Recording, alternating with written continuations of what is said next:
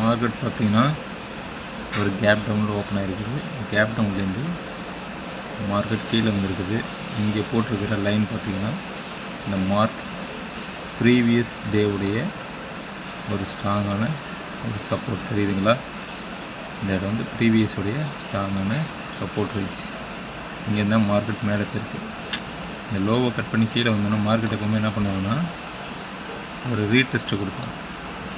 ரீடெஸ்ட்னால் கீழே வந்து திரும்ப அந்த இடத்த ட்ரிகர் பண்ணிட்டு தான் மார்க்கெட் வந்து கீழே வருவாங்க.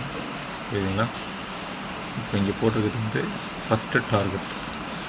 நல்லா பாருங்கள், இந்த இடம் வந்து ஃபஸ்ட்டு டார்கெட் ப்ரைஸ், அதான் வந்து TP1 போட்டிருக்கு. இது செகண்ட் டார்கெட் TP2, இது தேர்டு டார்கெட்.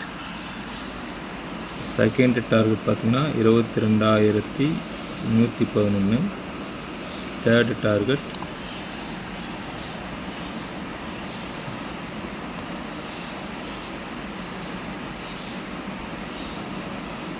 22,034 வந்து தேர்டு டார்கெட். சரிங்களா? இது வரையும் மார்க்கெட் வந்து வரத்தக்கூடிய சான்சஸ். இந்த லைவில் போடக்கூடாது, பாருங்கள் பார்ப்போம் எப்படின்ட்டு. சரிங்களா? இது first target, second target, third target. Market ஒவ்வொரு லெவல்லையும் ரிஜெக்ஷன் வைக்கிறத நீங்களே பார்ப்பீங்க. இது வந்து ஒரு ரிஜெக்ஷன் இடம் TP1. அதனால் ஃபஸ்ட்டு டார்கெட்லேயும் நம்ம வந்து ப்ராஃபிட்டை புக் பண்ணிக்கிறது நல்லது. என்ட்ரி பார்த்திங்கன்னா எந்த இடத்துல பண்ணியிருந்தோன்னா 22,253ல் நம்ம வந்து ஃபுட் சைடு என்ட்ரி கொடுத்தோம். இப்போ மார்க்கெட் TP1 டச் பண்ணிடுச்சு. அப்போ 194னா 24, எப்படி பார்த்தாலும் ஒரு 60 பாயிண்ட் வந்து நம்ம வந்து கேட்ச் பண்ணியிருக்கிறோம். 60னா 30 பாயிண்ட். ஓகேங்களா? 30 பாயிண்ட் வந்து நம்ம வந்து ப்ரீமியமில் கேட்ச் பண்ணியிருக்கிறோம்.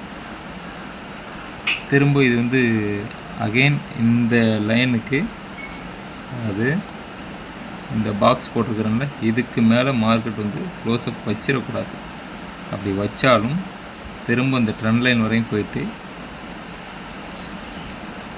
இந்த VWAP இண்டிகேட்டர் தெரியுதுங்களா? இந்த VWAP வரையும் போயிட்டு அகெயின் அங்கேருந்து ஃபால் ஆகிறதுக்குள்ள சான்ஸ்